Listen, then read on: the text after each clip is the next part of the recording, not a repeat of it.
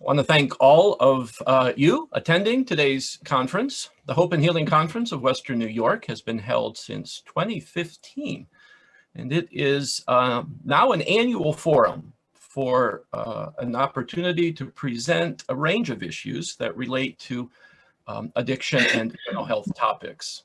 And this year, we have chosen for our conference theme, the art of hope and healing. If creative expression of one kind or another is a part of your personal life, then you do know how the act of creating something, whether that's a painting or a poem, maybe music or dance, maybe for you it's scrapbooking or sewing, decorating a home or designing a website, maybe your creativity's in the kitchen or in the garden, in a workshop, or even in your wardrobe. If you personally invest in any kind of creative pursuit, then you do know firsthand the benefits that those activities can bring. Emotionally, mentally, physically even, socially, even spiritually. You know, I think really for all of us, even if our own artistic expression, our singing may be limited to while we're alone in the car, or our artwork, mainly doodles on the back of old envelopes, or maybe our instrument talent is playing air guitar. I think really for all of us, it's almost like we can't help ourselves. We were made to create. And today in our conference, we want to explore the space where creativity meets hope and healing for addiction and mental health issues. And as we get started with today's conference, we have the privilege of having a keynote panel of experts. Folks drawn not only from around the US, but even beyond the US. A panel of experts who are going to share with us their own research, their own experience in this place where creativity meets recovery. They're going to share with us how art and creative pursuits can be not just pleasant diversions from quote unquote real life, but genuine, effective resources for building hope and encouraging healing for those experiencing mental health and addiction struggles, and for those who help them.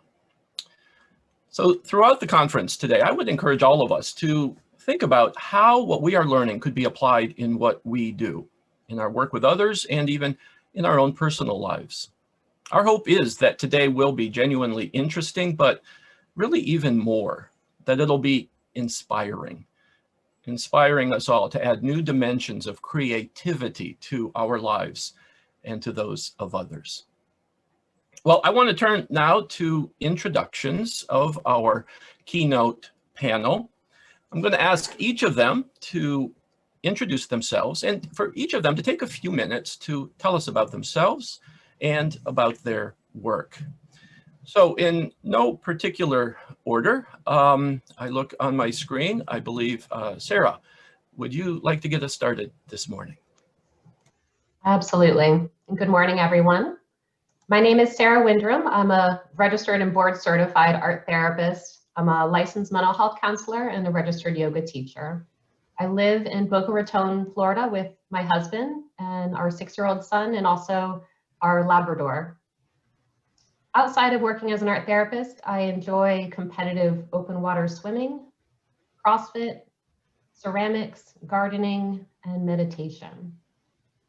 Art therapy is an integrative mental health and human service profession that enriches the lives of individuals, families, and communities through active art making, creative process, applied psychological theory, and human experience within a psychotherapeutic relationship. I became aware of the field of art therapy as an undergraduate while I was majoring in art history and minoring in psychology and communication disorders. I went on to earn my master's degree from Florida State University in art therapy, and I started working as an addictions therapist with adolescents and families. For the past 13 years, I've worked as an art therapist with the Department of Veteran Affairs at the West Palm Beach VA Medical Center. I work in all of our inpatient and outpatient mental health areas and within specialty clinics for post-traumatic stress disorder and substance abuse. I'm currently part of a mindfulness facilitator training program, and I provide art therapy, mindfulness, and yoga interventions for our veterans and caregivers. I also work part-time with the VA's National Office for Patient-Centered Care and Cultural Transformation as the VISN 8 Network Education Coordinator for Whole Health. So in that role, I'm assisting with the transformation to proactive patient-centered care approaches for all the VA facilities within Florida, South Georgia, the US Virgin Islands, and Puerto Rico. In the past few years, I have shifted into helping to develop community partnerships to best support our veterans. One example of this is the Brave Hearts Art Therapy Program that I coordinate with the Armory Art Center, which is in West Palm Beach, Florida. Through this program, which began in 2018, we are looking to promote the rehabilitation of military service veterans from the West Palm Beach VA to help build self-esteem, nurture talent, and develop new skills through the visual arts. Some additional objectives of the program are to help veterans with being present, improve dexterity, and a sense of accomplishment, to learn new skills and rediscover strengths, while increasing the use of community resources and community reentry skills. I'm currently developing a similar program with another local art center, and I've also helped connect our veterans with opportunities for comedy classes, botanical garden memberships, art and music classes, and more. In my approach with art therapy and using creativity, I center on the idea that inherently people want to and know how to heal themselves. It's our jobs as clinicians and as a community to give them the tools and the space to feel comfortable to recover and heal. I'm so excited about the content of this conference today, and I'm really happy to be here with you all and honored to be part of this panel. Thank you. Sara, thank you. And we're honored to have you join us today. Thank you very much. Karen Megranahan, you have virtually come the farthest of our panelists today. So we'd love to have you introduce yourself and tell us about yourself. Hi, yes, thanks very much, Steve. I'm in London, or just outside London today, and really interested to be part of this initiative in Chautauqua.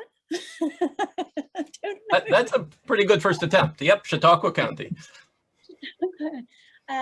Yes, region, and I have quite an eclectic background. I started my career in finance many moons ago, and that led from banking into consultancy, and from there I was a founder of the UK's first employee assistance programme, which I led for many years and then integrated it into a multinational, and is now part of Workplace Options. I don't know if you've heard of that organisation. It's primarily a US-based employee assistance program, but now works well in the UK as well. Following that eclectic mix, I started working in winter shelters. So I sort of retired from business and working in hostels that the UK provide in the winter. It's mandatory here for people on the street. I came across a lot of addiction, as you can imagine.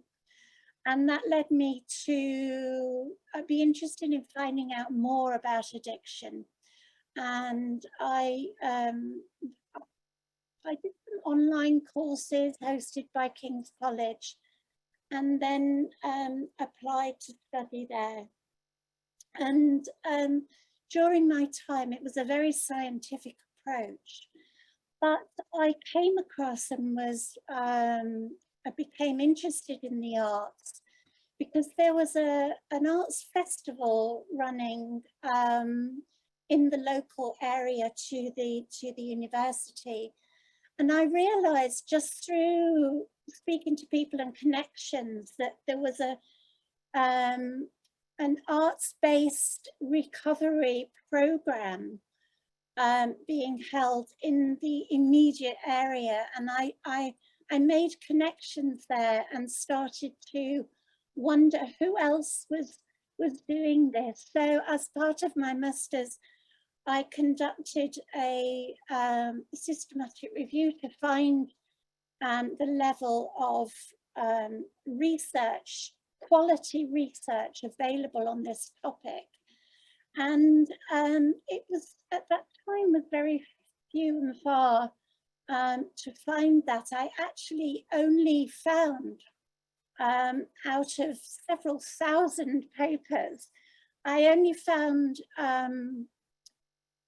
5 studies that matched my inclusion criteria, and all of them from the esteemed Michael Silverman, who will be also a panelist here today. But the results were quite astonishing in terms of people's motivation, readiness for treatment, and reduced cravings, that the interventions that Michael were providing, I'm sure he'll tell you a lot more about that. But wanting to continue this process, I then reached out to Goldsmiths College in London, who are renowned for their arts-based programs. And I'm currently a PhD student there. And whilst my current research hasn't been published yet, I can perhaps throughout the course of this session provide you with some of the results that I've found to date. So I look forward to doing that. Thank you. Karen, we're delighted that you were able to join us today. So thank you. Well, thank you. It's a privilege. Well, Michael, Karen has given you a bit of an introduction, so we'll let you pick up where she left off. Great, thank you so much. Good morning, everyone. Thank you for the invitation to speak at this conference. Most importantly, thank you for your work and dedication to people with addictions. As you are well aware, this is a highly stigmatized, marginalized, and disenfranchised group. My name is Mike Silverman, and I have the privilege of being the director of the music therapy program at the University of Minnesota. Go Gophers. I teach junior, senior, and graduate level music therapy classes and oversee all the advising and research within our program.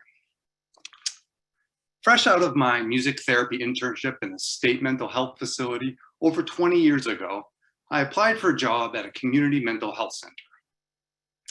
It was mostly adult mental health, but it also had an adult detoxification unit.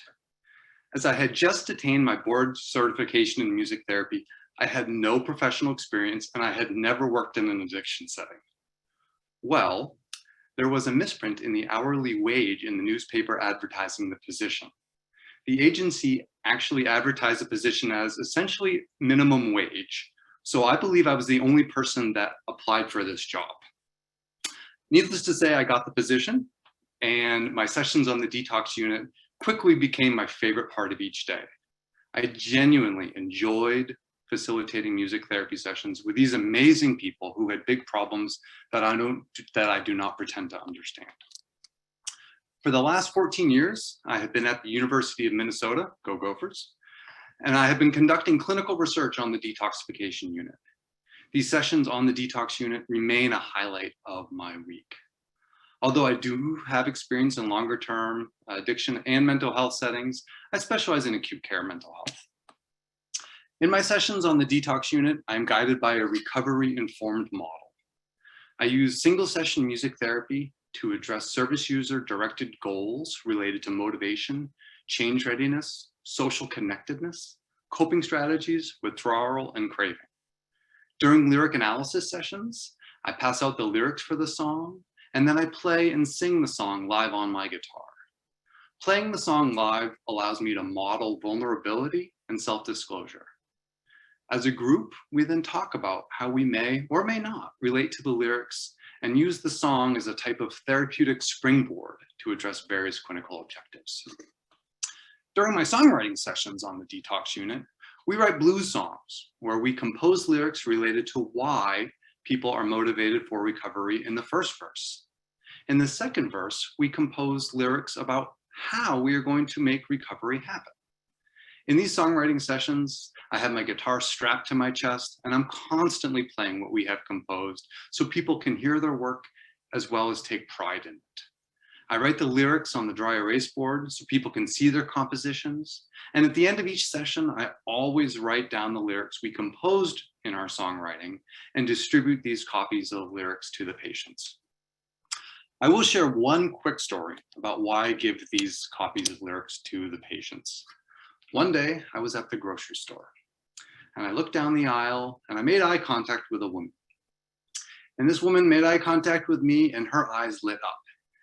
And upon recognizing me, she immediately started running down the grocery aisle toward me.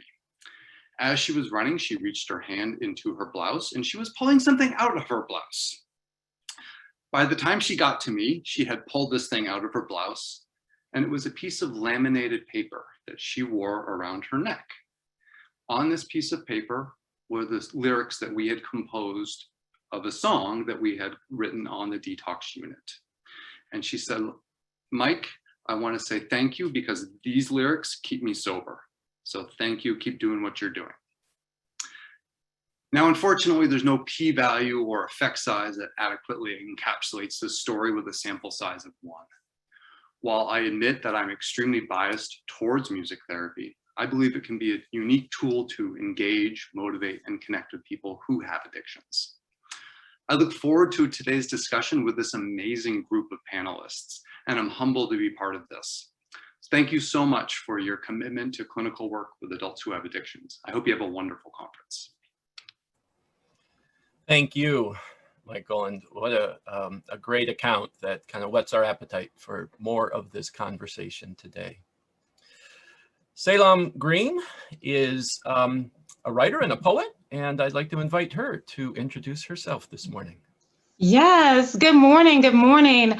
I'm so excited to be here today. I am bringing you greetings from the wonderful state of Alabama, Birmingham, Alabama, where we have a gloomy day, which is usually a sunny, hot day. But I believe this conference is going to bring some beautiful, beautiful hope and healing. My name is Salaam Green, and I am an artist in residence at UAB, which is a local hospital here in Birmingham, with the Institute of Arts and Medicine. I'm a poet, a creative writer, and a storyteller. And I'm so excited to be here because my story began later in life around poetry and creative writing and art.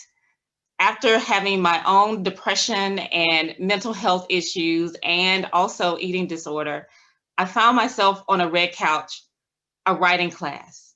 And as I was writing in that writing class in my late 30s after divorce, in recovery of my own, also facing mental health issues, someone read my poetry and they said, "Oh, you are a poet."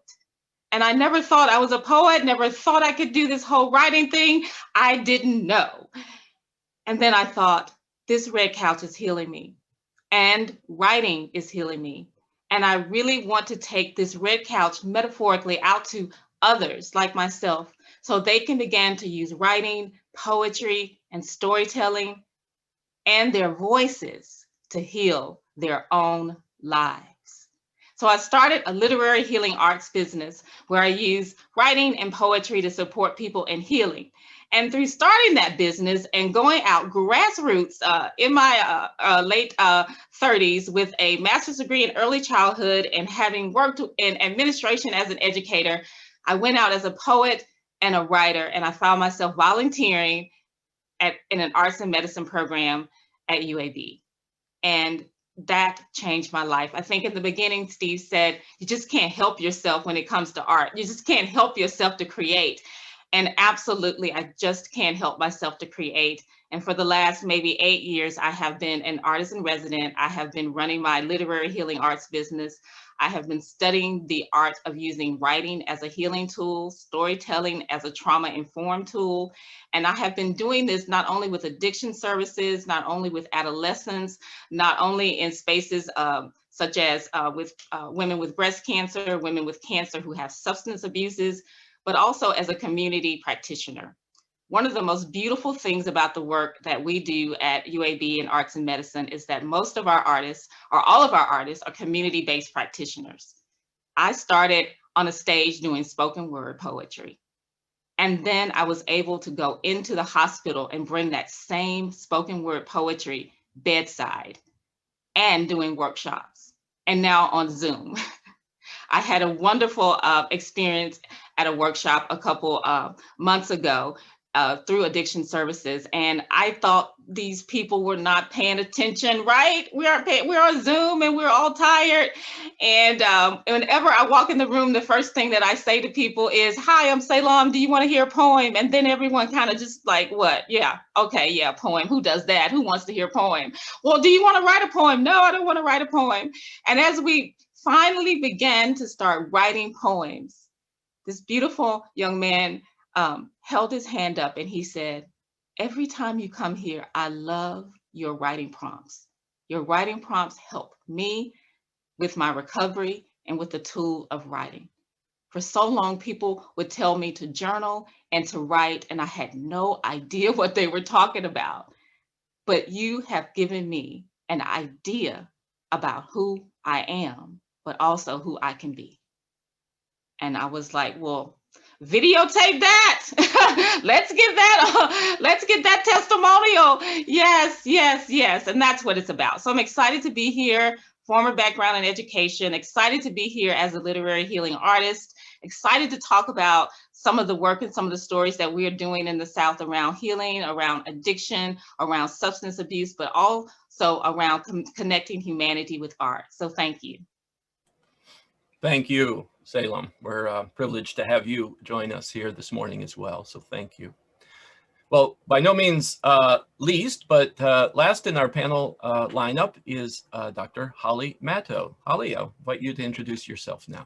Thank you. Good morning, everyone. I'm very happy to be here. Just so inspired by the conference. Hope and healing and the arts and recovery. That's like my passion for many, many years. Like Salaam, I think we need to move beyond seeing individuals in recovery and seeing our ability to use the creative arts to create recovery responsive communities. It is, as Dr. Wendell said, a shared effort. Everybody's included, everybody's integrated into the process, and creative arts can really be a way to move that agenda forward. Little background about myself. I am a faculty member in the Department of Social Work in the College of Health and Human Services at George Mason University in Fairfax, Northern Virginia. Been there since 2011. I was at VCU School of Social Work prior to that since the year 2000. And I've always taught a creative arts in social work class, which is one of my favorite electives in our MSW program. Really inspiring students to understand at individual, family, organizational, and community levels how we can bring creative arts, poetry, music, visual arts, etc., into client spaces and community spaces to begin that healing process. And because addiction is such a biopsychosocial complex, right, challenge of living, it requires a biopsychosocial response, of which the arts can play a really valuable role, as we're all seeing in our various work. And so I have a bachelor's of fine arts in art therapy, and then I moved into a master's program in social work, and then I ultimately got my PhD in social work. I've worked in hospital-based addictions programs, introducing creative arts processes in mainly group modalities there. And then I moved on to research, looking at using neuroimaging and fMRI technology in particular to look at how introducing arts-based techniques combined with CBT, so combined with a verbal processing protocol, we called it, how did that help individuals as they went through this 20-session, 10-week program? How did that help them change the way their brain responded to cues, drug cues in the scanner? And we did find some interesting results with that. There were differences between the purely didactic relapse prevention verbal protocol that we use and the one that introduced some arts-based techniques and arts-based visual processing pieces to that. Currently, our current study is looking at using virtual reality.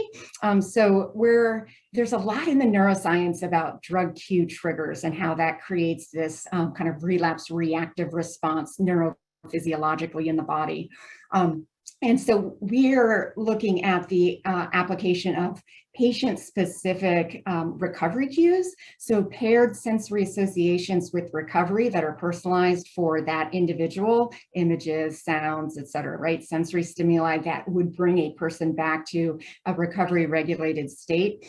And then can we introduce that at the time that an individual is most reactive to a drug triggering experience in one's natural environment? And can we create a technology that would be personalized and allow that sensory regulating experience to be introduced almost as like a counter conditioning intervention? So kind of using what a person may create and then distilling that down to similar to what Michael was saying, almost something they could bring with them, right, in their daily lives as a recovery cue or a set of recovery stimuli. So that's our current project. I am a visual artist myself. I have a few paintings to share, hopefully a little bit later on, just 4 that will also make a point about the process of creative art making. So I'm mainly visual, like painting, and I do write poetry.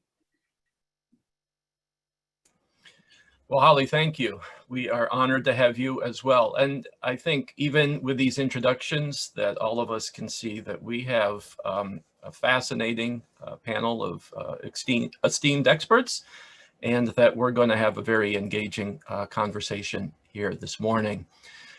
Well, I want to, before we get into that conversation, just very quickly make a note. It's been posted as well in the chat box. But if participants, if attendees, if you have questions during the course of our discussion, please put them into the Q&A box.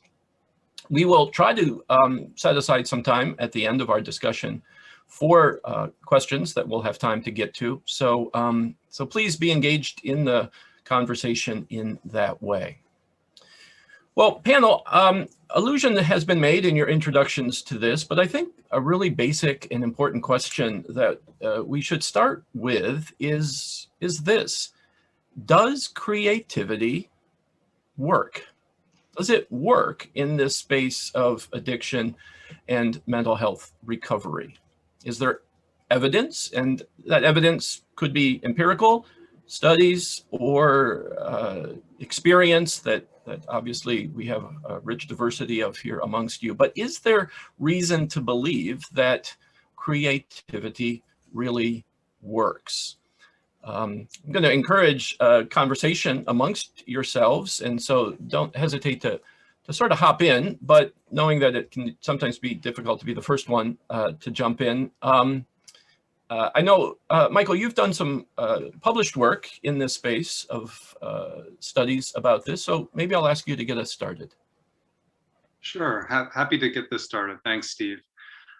Yes, I think that the short answer is yes, and I was actually going to defer to my esteemed colleague Karen about this because she's done a better job of summarizing the literature.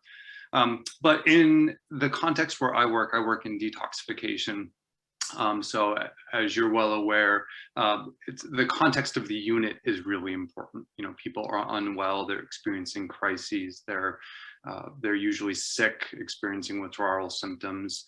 And so I go into these units and run essentially these single session studies. And we have found positive outcomes. These are all randomized controlled trials, I should note, but we have found positive outcomes when it comes to craving, motivation, and readiness for change. And that's kind of what Karen was summarizing. So those outcomes are really important. The problem within our field is that, and I'm only speaking for music therapy here, is there's about 9,000 music therapists in the country. So we're a very small field. And as a field, we have a tremendous breadth of who we work with as clinicians. So we work in the NICU with premature infants, all the way up to hospice and everywhere in between. So when you look at the incredible breadth of our field, and only about 10% of music therapists are working in addiction, we just don't have that many people working in that field, much less conducting research. So there are some pretty serious holes in the literature. I'll be the first to admit that. We do need to be looking in longer term, 6-month recovery, 9-month, looking at using the Minnesota model, integrating into those as opposed to just detox. So we need to go into those and do more follow-up studies. I've done some follow-up studies on detox. They're very hard to do because a lot of people go to different facilities. I'll have some people go to 9-month facilities. Some people are discharged to the homeless shelter, and it's really hard to compare those two sets of data. So for me, that's what I'll say, but I think Karen would be a really good person to talk about this as well. Thank you. Yeah, Karen, share with us what you've learned. Well, I think here in the UK, we have perhaps a different network of services. So we have almost 1,000 local state-funded drug and alcohol services that serve the community. In addition, we have rehabs, residential rehab centres as well. Some are state-funded, some private services. But of those, about 1,000 community services, people are able to refer themselves or have their local health experts refer them as well. And these are the services that I have been directly studying at the moment. And half of my participating organisations, it's actually 48.62, provide arts, creative arts, to those people that present to them. But what is interesting is they don't get any extra funding for that provision. So they are providing it because they know it works. And this is really, really interesting. And not only do they know it works, they have told me. So of those that provide it, 96% say it works. Now, to what level it works and how it works, I've yet to investigate. But this is early days for this research. And of course, the pandemic hasn't helped the facilitation of arts within these services over the last 12 to 18 months. So that's really interrupted the provision, if you like. So yes, I think it does. But what we need is the hard evidence to prove it works, I think. So that's a task moving forward. I can maybe add a little bit there about some of the research and some evidence out there. So I'll be able to share with you all a link for some research that was put forth in a white paper, about a 60-page document from the AmericansForTheArts.org.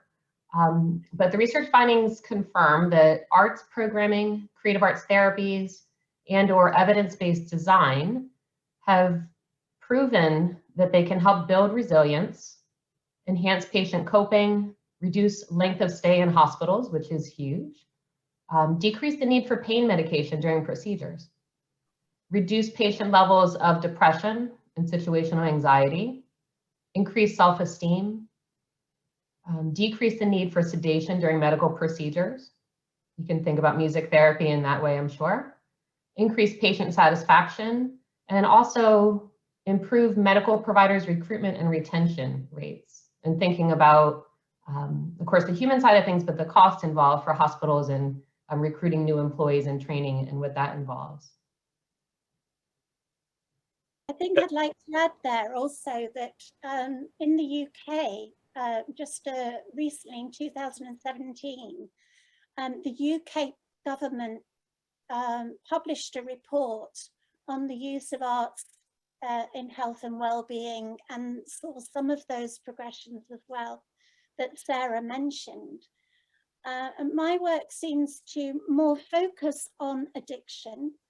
And although it's mentioned in the government report as an area that could be helped by these initiatives, it doesn't feature very prominently. And so that's really what I'm working on, is to make it more prominent in the UK, yeah, on the UK platform.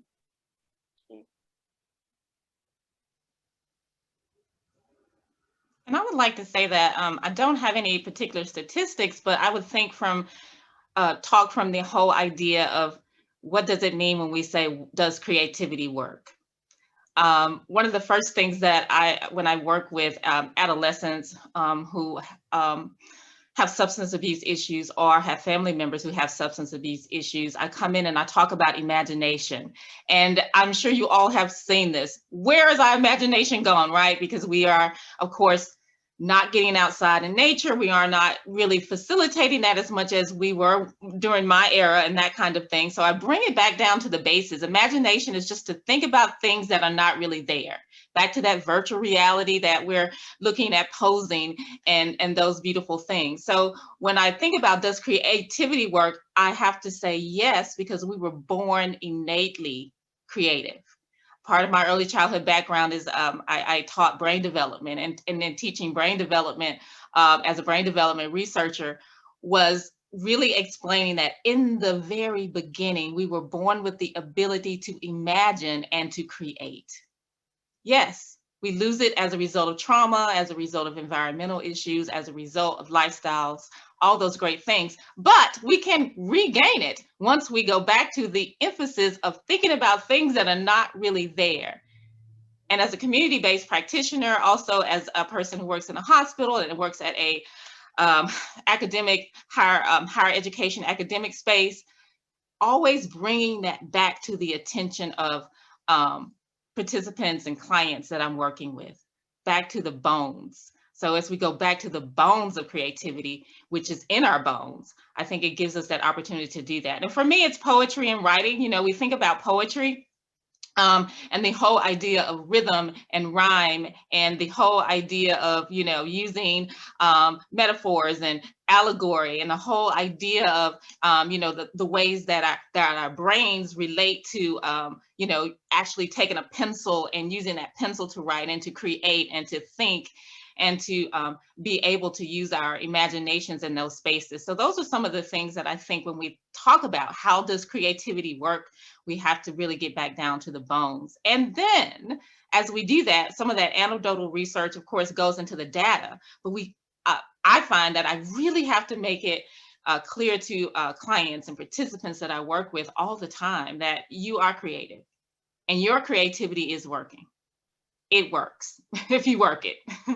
And the creative process uses the whole brain. And when we engage in experiences, right, we're using our entire kind of being in relation to that event or that experience that's then encoded in memories in various parts of our brain. And if we're only accessing those memories and experiences and processing those experiences through one method, we're leaving out a lot of information and a lot of opportunity, right, for integration, for reorganization of those memories into more functional patterns, et cetera. So yeah, I think we just need to look to the neuroscience as well, and that provides a really strong foundation for our creative experiences. Yeah.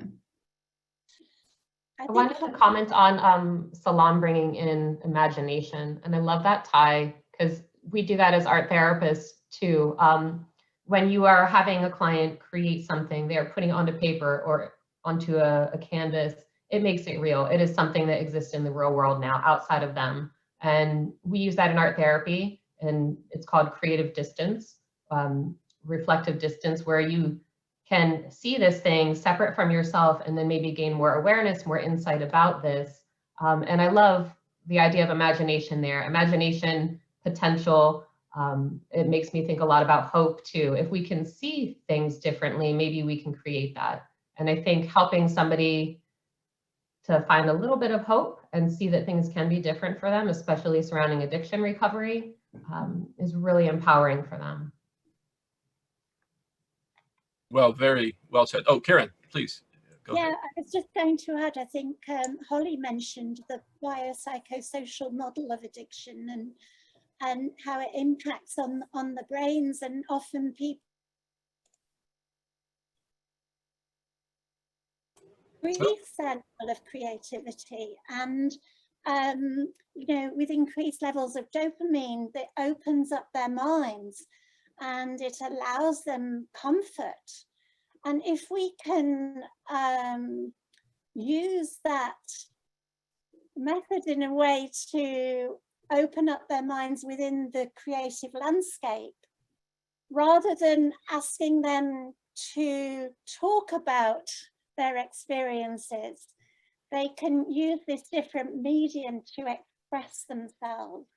And I think that's where the true effectiveness of the creative arts is centered. Well, excellent. Well said. We've actually begun to talk a little bit about what I wanted to pose as the second question. Creativity does work. I mean, I think we're gathered here today because we share that conviction, but it is encouraging to know that there is really substantial reason, and a growing body, I think, as more research and evidence comes in, that creativity does work. So the next question, which again, we've begun to talk about, how does it work? Do we have any sense about some of the mechanisms or dynamics, whether that's physiological, neurological, psychological, social, however, and maybe all of the above, but what do we sense or know about how creativity helps people with mental health and addiction recovery? And I'll maybe just again to prime the pump a little bit, Holly, you mentioned that you've done some studies on the neurology, the effects on the brain of creative expression. What kinds of things can you tell us about the findings in that study? Yeah, so in that study, we found that the lower level limbic structures were actually, like when individuals who had participated in that, we called it dual processing, so the art and CBT combined intervention at post-test, when they were scanned and they were presented with their drug stressor triggers, that the parts of the brain that are associated with reactivity, like the amygdala and the VTA and some other parts of the structure of the brain that would react to those drug triggers, were actually not as reactive as those in the other condition, in the didactic, strictly verbal condition.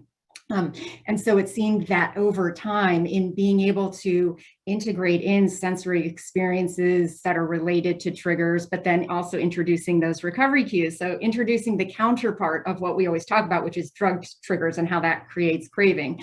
Introducing, well, can sensory stimuli also then create a reaction to a recovery commitment, like back to, a regulated state. So we introduced kind of both of that. And it did seem, it created a difference in then that passive response. We didn't see the same for when they were prompted with a verbal prompt. When the slide was shown in the scanner, use what you know to cope with, what you might see next. If it was something like that. I forget the exact prompt. And then that drug cue was presented. We didn't see the same. So in that condition, there was a difference. If there's a verbal prompt, but in real life, we may not have that preparation or that verbal prompt or that cue that says, okay, we might be presented with something that reminds us of our active addiction, right? Get ready, body, and respond in a different way. And so we have seen that some, kind of changes there. And we're hoping in this current study that we're using EEG, Open BCI, EEG, and Empatica Watch. So looking at some physiological indicators when folks are in a virtual reality scenario and there's just regular stressors presented. There's addiction-related stressors presented or cues presented, and then their recovery cues presented. And so, how neurophysiologically do people respond? So, yeah, that's some of the Fascinating. It's terrific. Fascinating. Can I just say real quick one other thing? Please. So the arts strategies for addressing the opioid crisis, examining the evidence by the National Endowment for the Arts that came out, it has key findings from their literature review, and then also it introduces folks to programs on the arts, pain management, and substance use disorder. One of their findings was that, yes, there needs to be more research on the mechanisms of change. If creative arts operates on risk factors and protective factors, hopefully mitigating, right, some of the risk factors and shoring up some of the protective factors, in what ways is it doing that? And so there isn't a lot out there on the mechanisms of change, and that's like a whole, I think, ripe area for research. Great, thank you. What else do we know about sort of some of the dynamics? What happens when people are engaged in creativity that supports recovery? I think one of the things what I want to speak about is resilience, and in some of the research around storytelling, digital storytelling, poetry, and using literary arts around resiliency, particularly with what is deemed marginalized communities who may be at risk or have been at risk, is that oftentimes, and I'm a straight shooter, that we just come in and we might simply say, oh, well, these communities are not going to enjoy art, or not going to be able to have access to digital art or what have you, but or may not be as resilient. But some of the research around trauma and brain development states that actually, as a result of being a part of a marginalized community and some of the environmental factors, that there is a higher threshold for resilience. And so if we look at bringing in, you know, more options and more choices through creative art therapy, through art therapy, also through community-based practitioners who are already doing art in the particular community with people as a social art construct, I think is very, very, very, very important. Claudia Rankin, who is a wonderful Black author, I just listened to her last night at the University of Chicago talk about the whole idea of after the pandemic and the crisis that we're going through. And I don't know if there's an after the pandemic or whatever, but the crisis that we have just gone through, that it's time for us to go back to the community center clinic model for not just mental health, not just substance abuse, but God forbid for us, we've all, you know, have had to go through something. And that community-based kind of clinic social construct where we are telling stories, where we are doing art, where we're able to now look at the research on the ground and give the resources right there in the spaces where the resources are needed. So I'm very excited. I'm a part of a few of those studies that are happening. I live in Alabama, so in the rural parts of Alabama, we call the Black Belt, where we're looking at how people who live in rural spaces that may not have access to art, we bring the access to them, and how we build social constructs with folks just doing quilting, with people who, you know, are just sitting and telling stories and fables and folk tales, where we have some of the best poets and rappers and people who are just deciding that this is the way that we're going to heal, but maybe have not said it's healing. And maybe have not looked at it as a health construct or a social construct. So I think that's one of the things that I hope as researchers that we're really going to pinpoint now, is the social construct around creative art therapy. And since we know social pain and physical pain really manifest very similarly in the neural spaces in the brain, you know, same trajectories, the antidote to that is connection, right? And community and social togetherness. So, you know, if you look at a lot of those different disconnect, it's like, how do we, you know, disintegration, disconnect, and then integration, connection, and the arts can do that. Yeah, I think the social element here is one of the fascinating aspects of it. And Michael, you do groups, right? So that's an element to the work that you do with music. Yeah, I think from a very clinical perspective, you know, I'm always focused on the relationship between myself and the patients, because that's a great predictor of therapeutic outcome. In some more of my recent work, we're actually looking at social connectedness, not between the therapist and the patient, but between the patients themselves. And there's a lot of neurological evidence that suggests that this can be, not always, but it can be an important part of recovery. So some of the work that we've done, we found that songwriting and lyric analysis in particular can really lead to a stronger social cohesiveness between the group members. And from my very clinical perspective, I might be with them 1, maybe 3, 4 hours a week, but the clients are with each other for 24 hours a day for as long as they're on the unit. We're missing a really big opportunity. So the relationships there are really important. And I'd also like to just throw in the relationship between the service user and the music. And that's a really important thing that we can tap into, is people have relationships with music, and we can use that as a way to develop trust and start to engage with people. When I bring in a Red Hot Chili Peppers song, people get excited. They're like, wow, I haven't been able to listen to music because I'm on the detox unit and it's secure and I can't have my listening devices. People miss that. So that's a way for us to engage. Thanks. Well, thank you. That's great. Yeah, Karen, what are your thoughts about how does this work? Well, I was just going to add to what everybody's saying is that something new that's appearing in the UK at the moment is something called open dialogue. And it's where they give the power to what they are saying, the person of concern. So they're rather than the experts diagnosing and planning treatment, the person actually does that for themselves within a place of safety where they have their chosen team, and these can be peers, family, someone they trust. And the experts are actually trained for listening, to try and spend the time rather than just assessing, just really, really believing in the person that wants to lead themselves along the recovery process, and then facilitating what they want. So if they want to connect in a different way, or be open to other forms of recovery and connectedness, then the experts can facilitate that rather than prescribe it.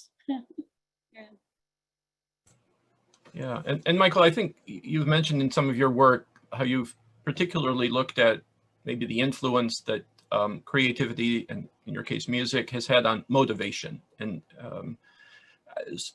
can you say a little bit more about that? How people can kind of move along the motivation spectrum? Yeah. So in one of my studies, this was a group of us actually, but what we did is we actually measured the construct of flow, which is that concept of optimal experience. And we all know that when we're in an experience of flow, when we are experiencing flow, we feel good. And the time kind of either speeds up and it's kind of slows down in a way. Athletes talk about how the game slows down when they're in flow, but it seems to go really fast because it is this optimal experience. Well, what we did in this study is we measured flow, and then we measured motivation. And we found that people who had more flow during songwriting were more motivated at the end of the session. So if we can give people this kind of creative experience, and I really like what Karen was saying about giving them lots of agency and autonomy, and that's what recovery is, right? I'm not the expert. I just have the guitar, you're writing the song, and it's your song. And so by me really giving them that ownership of the song, they're able to be creative, experience flow, and then when they're in flow, they're going to usually be more motivated. That's what the regression analysis, that's what the data pointed to. Oh, that's great. Oh, thank you. We're going to circle back here when we hope Sara is able to rejoin us. Looks like she's had some technical problems. I'd be I know we all would be interested in what she's discovered in this too. But moving ahead, you know, our attendees today are, of course, a wide spectrum of professionals and community members, but many of them are perhaps counselors, some teachers, other human service, social service workers. We probably have some recovery peers, definitely some prevention workers, perhaps family members, and folks in themselves in recovery.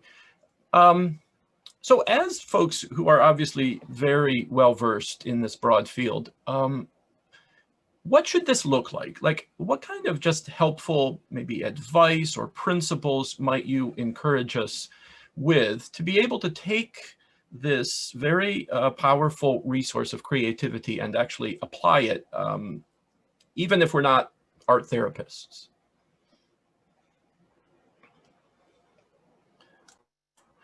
I'll pick on somebody just to kind of prime the pump.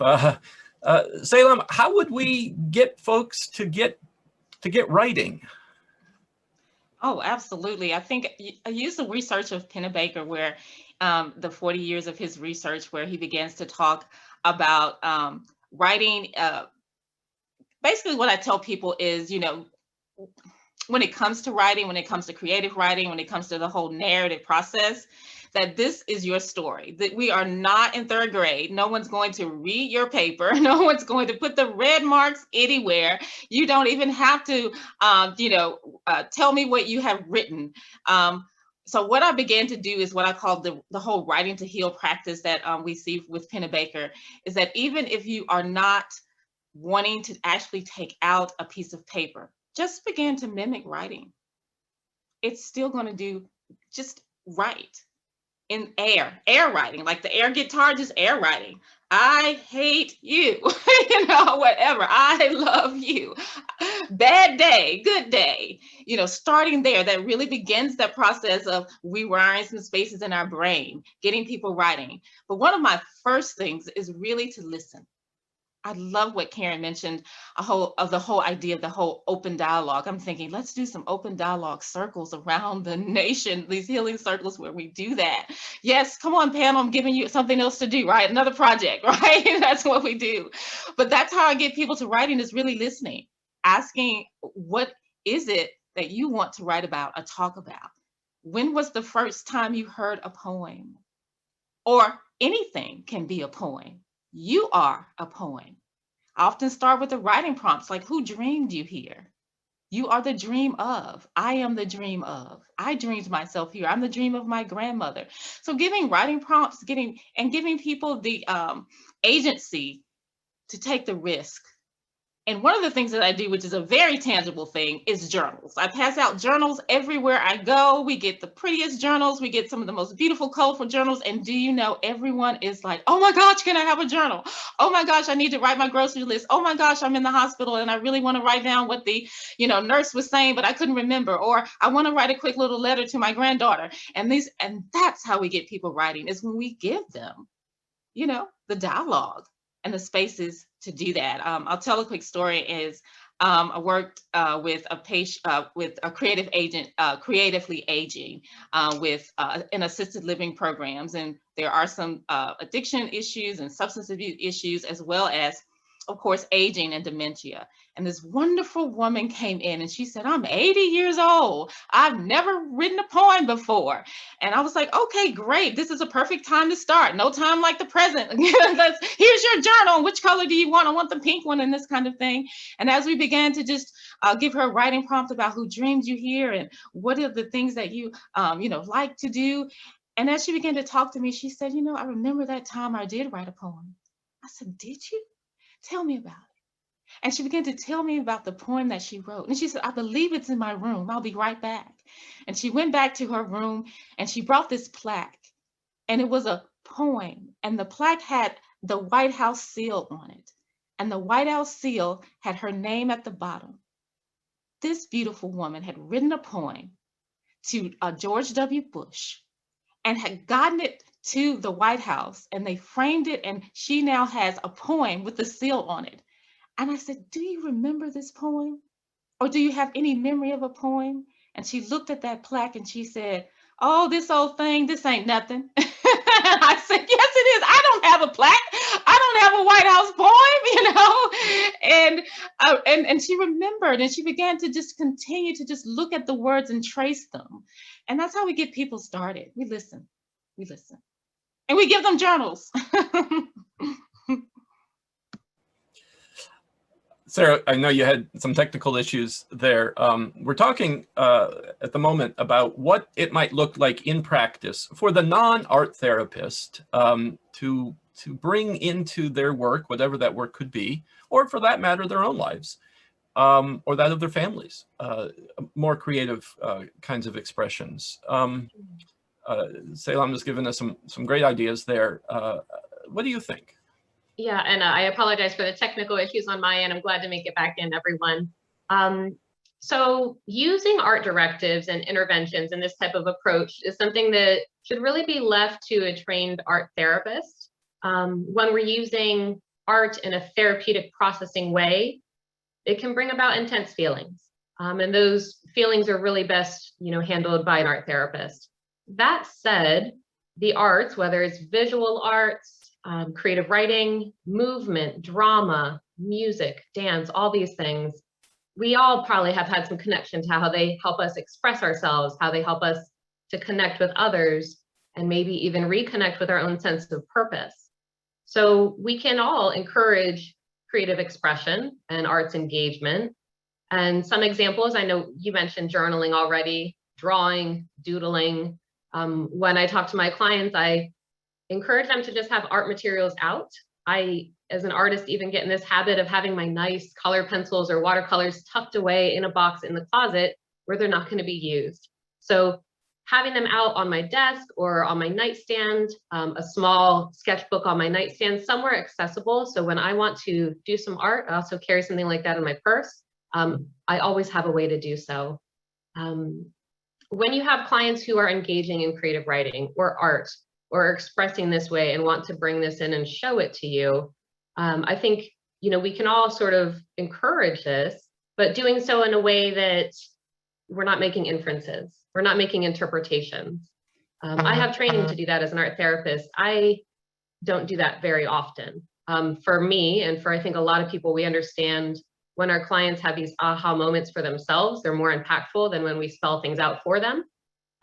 So letting them come up with these insights and self-awareness points and giving them ways to express that. So if a client draws a picture and it says, this is all about my recovery, and they want to share it with you, there's ways that, even a non-art therapist can assist with that, of course. Some questions that may be helpful.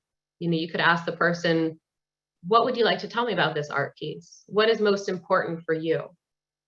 What would you really like me to understand about you from this piece? And let them do the talking, give them the voice. You can also ask, what was it like for you to create this? How does it feel to look at it now after it's finished? And those kind of questions to help them have some more introspection and develop that insight a bit more.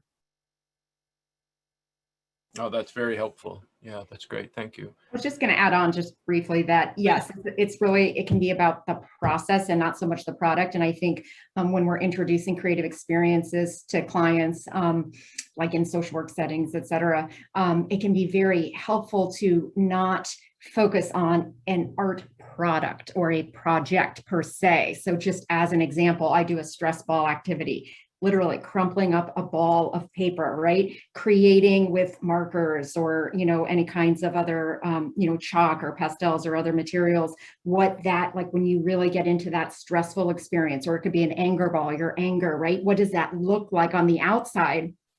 Having them open it up and realize how much space then there is when they see the design and how little that stress or that anger takes up that space, about the process, not about the drawing or the piece once it's unraveled, but what was that process of being so narrowly focused and intense and now unfolding and letting go and seeing what can you do with that extra space. So just that kind of focus can be, I think, really healing. Yeah, thank you. Yeah, Michael. Yeah, I'm really enjoying this conversation. It's just fascinating to hear from all the colleagues. So thanks for this. I would encourage everyone to use as much creativity in your practice as possible, but just be aware of your own scope of practice and the scope of practices of if you're doing art, you might want to look into those domains and those competencies in that scope of practice as well. But I think most importantly, this is about the service users, and anything that we can do to reach them is going to be a good thing. From my own work, I would say that music is a powerful medium, but it's bidirectionally powerful, and we don't spend enough time talking about that bidirectionality. We always talk about, oh, music, it pumps me up, it makes me feel good. But music also has tremendous potential for harm, and music can take us to a dark place sometimes. And I'm talking about music because that's my context. So please insert whatever creative art that you want in that. But we do know about music listening is that it can lead to rumination and mood worsening and isolation. And people oftentimes, their listening intentions don't always align with the function of it. So they might want to listen to music to feel better, but they end up feeling worse. They're not real good about that. So I've been doing some work with the unhealthy and healthy music scale, and teaching people about how they use music, because we've done another regression analysis. I rarely do regression analyses, but they keep coming up today. And what we found is that unhealthy music use can lead to maladaptive coping in adults with addictions. So we do need to be very mindful and be intentional about how people use music, and we need to teach them how to use music. And certainly in this population, music can lead to craving as well. And I think Holly could probably talk to you about some of the neurological bases of that. I was just going to make a connection that points to Karen's point, which is that open dialogue or that empowering piece or that patient participation in shared decision making around treatment planning, how important that piece then is. Yeah. And this part of our conversation reminds me of a colleague's work here in London, Geordie Shenton, who is actually investigating those relationships that Michael mentioned within the world of music, the world of musicians. But I also wanted to highlight something that came up in my current research, is that the services within the UK are facilitating the arts in a number of different ways. And it is important that when you're using the arts, that you have an appropriate level of qualification for whatever you're trying to do. So if it is a clinical environment, you do need a qualified therapist there to pick up on those times when, you know, the client really needs that level of help. About 30.93% of my participating organizations are using people with an appropriate formal qualification.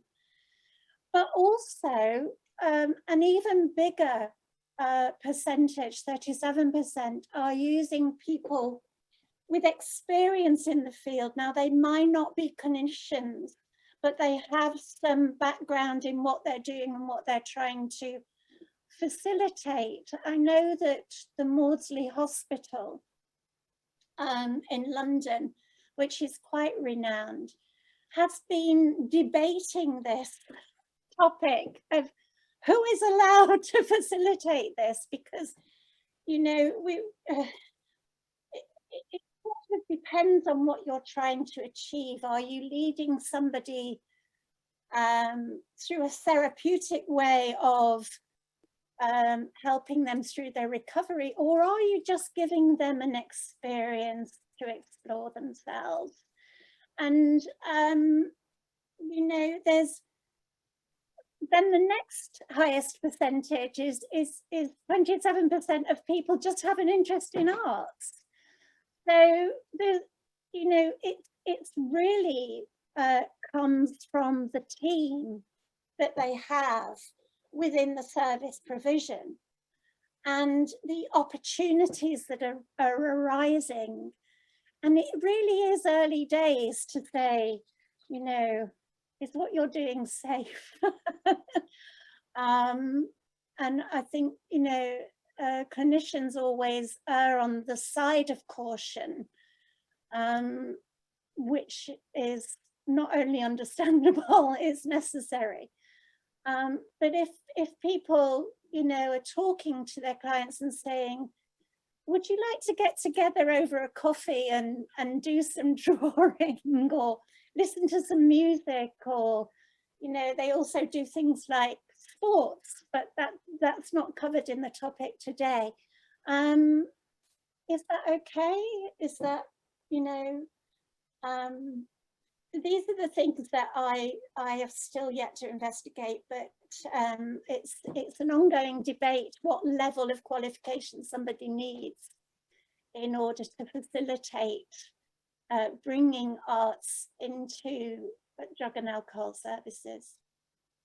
I suppose analogous, right? That even verbal interactions, we don't limit who can talk to who, but by all means, conversations can go to places that ought to be reserved for those with training. So there's a level at which creativity can, and I think we agreed, should be leveraged, if you will. But spaces where that's like other treatment should be in the hands of somebody with real experience. And welcome to kind of circle back to any of the points that we made earlier, but this point here about what this might look like in practice does make me wonder if any of you have thoughts, experience, research, what have you, around sort of like public health and creativity. And not only the personal creative act of client, patient, or what have you, but is there a way in which the health of a larger community can be improved by just bringing more art into the community, even if it's not the, you know, everybody creating it, but at least everybody being able to enjoy it? I've gotten to have some wonderful experiences with that. I mentioned the community partnerships that have become a sort of transition for my role in my work. And part of that is we're using a community art center. I have veterans that I screen and refer for this program. I meet them there and serve as the art therapist, or the art center hires a certified art therapist to co-facilitate these groups with an art instructor from the art center. And part of that is that we have an annual exhibition in their main galleries. They have a big opening reception. We have a lot of community members that come, the mayor, our medical center director, a lot of our leadership attend, as well as our veterans and their families and some of their providers. So in that way, it's been a nice opportunity for the public, whether they're civilian or veterans themselves or military, to really get more awareness of issues impacting veterans through their art. So through the gallery experience and seeing the exhibitions and reading the artist statements. Yes, I think the center, I love what Sara said. The center of my work has really been the whole idea around public health. I'm an art and racial healing justice certified facilitator. So what I do is art at how does art support racial healing? And we go into the communities and look at what type of creative placemaking we can make around the whole idea of racial justice, and also workshops that we're doing with community members who are at the threshold of racism and discrimination and bias, and also wanting to make those changes. And structurally, the whole idea around public health and bringing access to art in spaces that maybe have art blight, or in spaces where, you know, there may be a homeless population. One of the things I do and we'll be doing next week is working at a homeless shelter. And it's very beautiful because they have this great program where every week there's this wonderful workshop where you do visual art, poetry, and theater.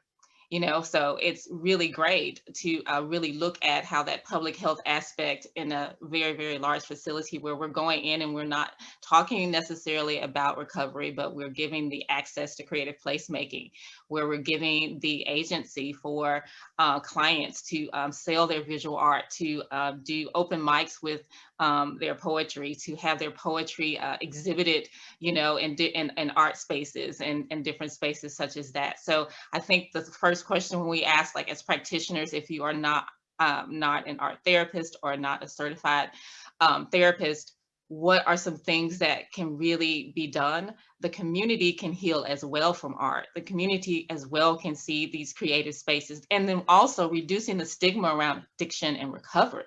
The whole stigma around these people, right? Those people, right? Over there, right? Under here, right? So how, as a community, are you addressing those stigmas? And art is the connector around that does that as well. So yes, the access to using art as a public health strategy to support recovery and a community, and using that as a practice, I think is very huge and something I'm very proud of that we're doing. I agree with that. That sounds great. Go ahead, Holly. Sorry. Oh, I was just going to say, I've seen projects using photo voice methodology that have been really successful in bringing, elevating awareness around particular community issues from the individuals in those communities themselves. Instead of outsiders taking pictures and quoting statistics about the community, insiders within the community can select and choose what images they, tell their story, so to speak. Yeah. And then advocacy as part of that, not just taking pictures, but then the advocacy piece of that. And Sara, art is a way to communicate and really connect people with the real human side and the experience of these things. In the VA, we have a national project called the Military Sexual Trauma Clothesline Project. So for this, we invite veterans and individuals to create artwork on a shirt about the experience of sexual trauma and their recovery from that.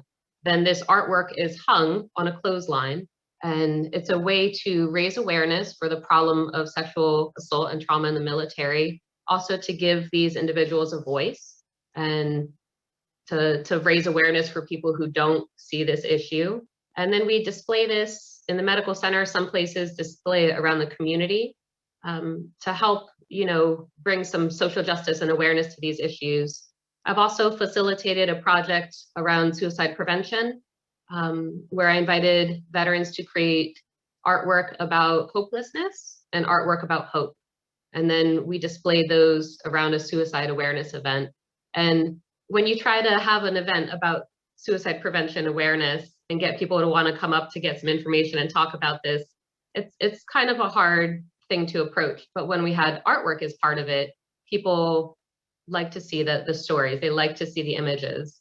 So art is a great way to connect to people, even if they are not the one making the art. So the impact of seeing these representations from people in recovery. I want to jump in and use this opportunity actually to make a plug for a gallery of work that I believe anyone who looks at will find stunning. It is, they are, I should say, submissions from local artists who have been asked to, in response to this very conference, to submit works along with some descriptions of their work. And we are overwhelmed by the power and the quality of the work. So just a little plug that after our conversation here and throughout the day, pop over to hopeandhealingconference.com and look at a gallery of artwork created here locally, and which accomplishes, I think, some of the things that we're talking about right now. The stories that accompany that artwork give insight, I think, into the human experience that perhaps nothing else could. We have a little bit of time, although, as I expected, our time was going to go fast. We could sit and chat with you folks all day long, but we have just shy of 15 minutes or so left, and certainly some more things I want to cover. I want to mention again, though, that if folks have questions, to please put them in the Q&A. We do have one right now. I'm going to hold that just for a little bit more, but please feel free to put some questions in. But I want to make sure that we have a little more opportunity for this, because I think it can be so inspiring to hear stories from folks who are as familiar with the field as you folks are. We've heard a few anecdotes of some of the powerful ways in which the arts and creativity can help a person. I wonder if some of you have, and Sarah, while you were getting back online here with us, I was thinking there might be some opportunities that you've seen, you mentioned amongst veterans, maybe a particular anecdote or story that really underscores how effective creativity can be in hope and healing. And I will start with Sarah, and then anybody too could please offer those stories. Sure.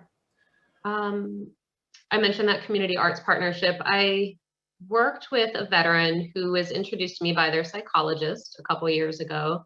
This is a veteran who had served in the Army in the Vietnam War. He came back from the Vietnam War and was able to earn a master's degree in ceramics. And then he never made ceramics, never engaged in art again. This is a guy who has horrible PTSD, deals with depression, debilitating anxiety. And so I talked to him about the program, and he wasn't sure. And his psychologist talked to him about it, and he trusts her a lot, so he joined us for ceramics. And watching him his first night doing wheel throwing pottery was pretty amazing. It had been 40 years, he said, since he had touched clay. And now he is back at it. The art center has seen him at work and said, you know, even after this class, we don't want to see this stop. So they've extended him an open invitation to use their studios. And so he's exhibiting there, he's teaching there, he's really integrated there. Another veteran that comes to mind with this program was dealing with some anxiety issues, and he was a part of a painting class that we had. Halfway through the 6-week cycle of painting, he became homeless and was living out of his car. But he continued to come to his painting class every week. He continued to work in the class. He volunteered at the studio so he could earn extra time in some life drawing classes.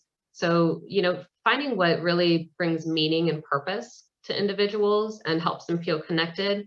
We were talking about how the arts is a great vehicle for that. I think giving the opportunity for people to identify themselves in a different way, whether it's as a writer or as an artist, or to see themselves as being part of an arts community where they may have felt excluded or as an outsider before, but the arts are very inclusive in that way.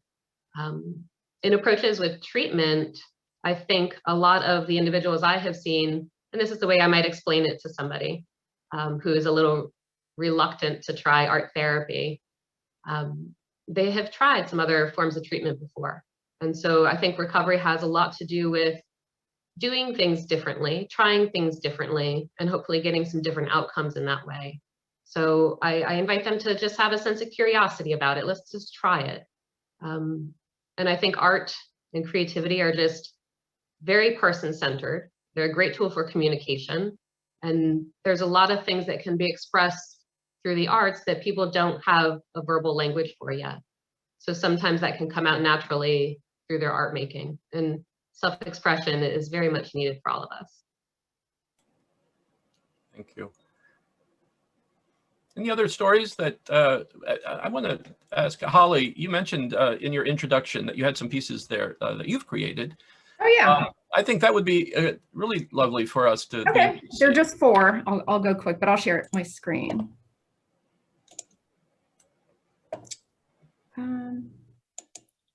Wait 1 second. Okay.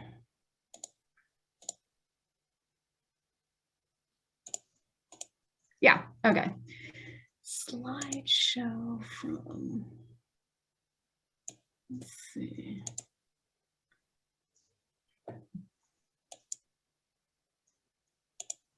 Okay, so I brought these 4 slides because I think it parallels the creative process. So what we're presented with, right, is kind of what we come to see if we're talking about as clinicians, right? What the client brings to us. We might see, you know, the textures. We might see the black lines and how it contrasts with the yellow. We might see if we even zoom in further, or we might wonder what's on the outside of the picture, right? What's, how is this picture contextualized within the larger kind of environment, so to speak? So it's kind of what we come to know, it's what we see, but it might not necessarily be the whole picture.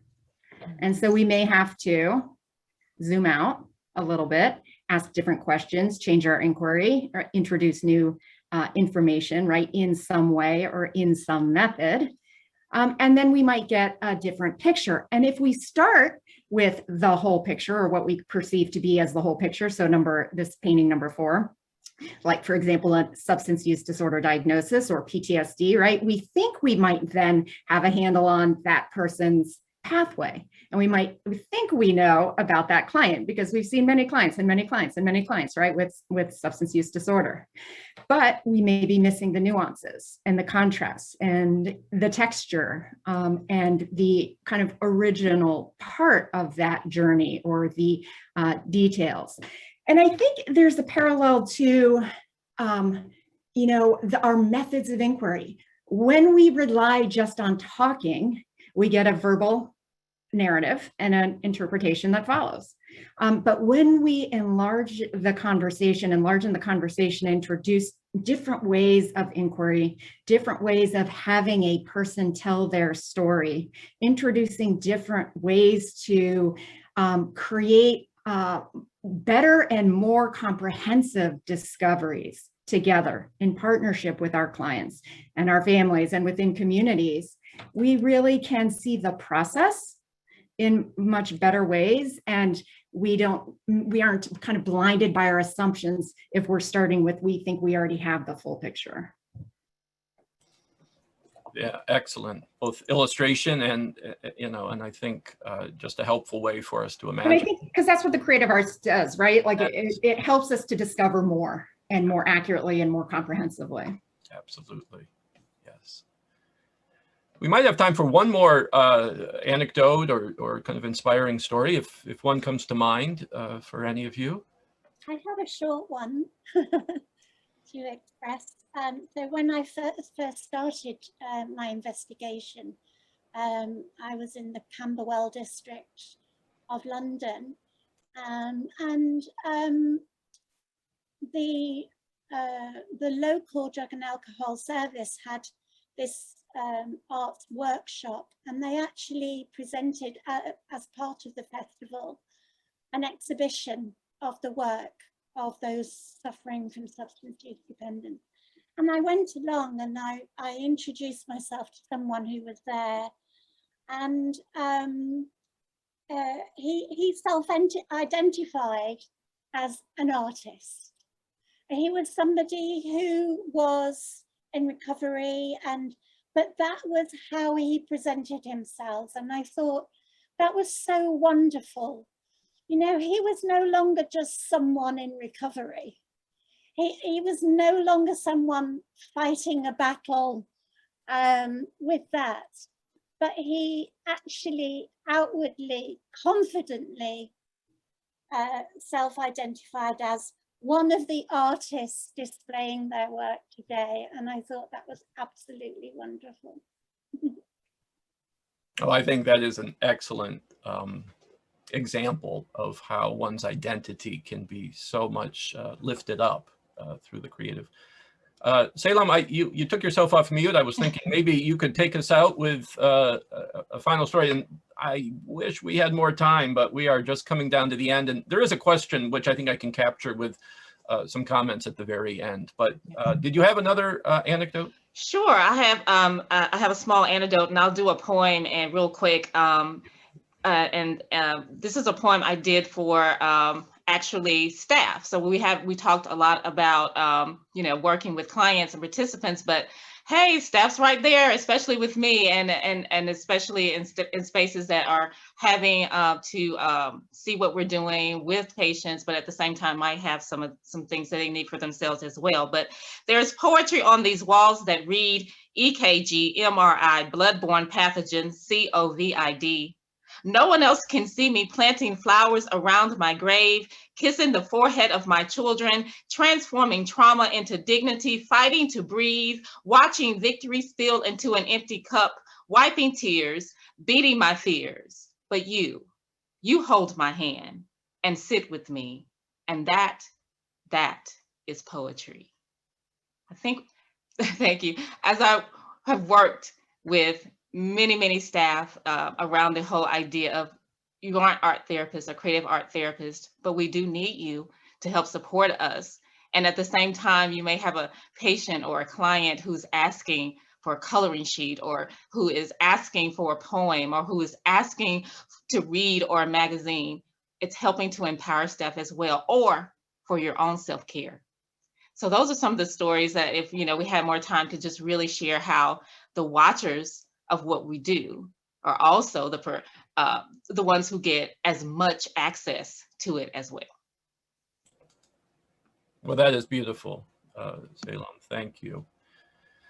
Well, the one question that we did have, and it gives me just time to mention it and then to kind of incorporate it in an appeal.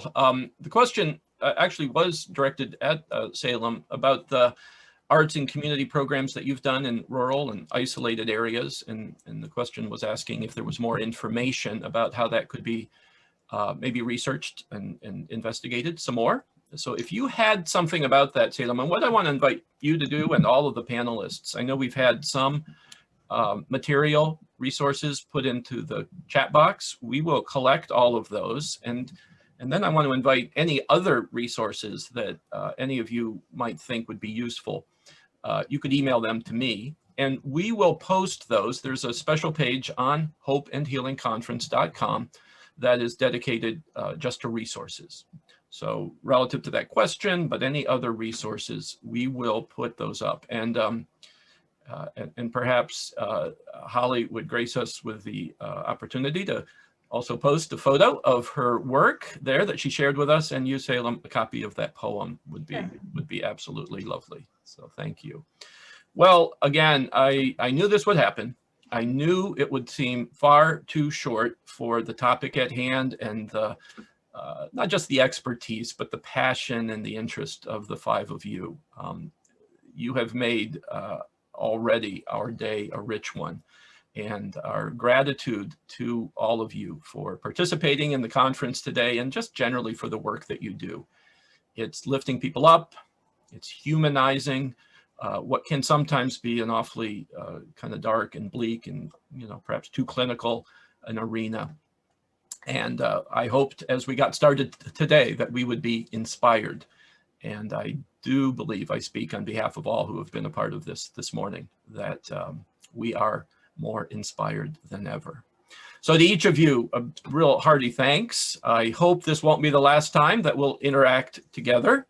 Who knows, this might become something for us as a county to do again. And maybe the five of you can take your panel conversation on the road, and because it certainly is fascinating. Come to Birmingham, come to Alabama. Yeah, well, you come to Chautauqua County, all of you. Yes. We will show you our lovely county. We'd love to have you. Thank you. Well, thanks to all of you. Our time is up. We conference attendees have just a very short break, and then we are looking forward to Trish Whetstone doing a presentation on mindfulness. So again, thanks folks, and we'll see everyone back here shortly. Thank you so much.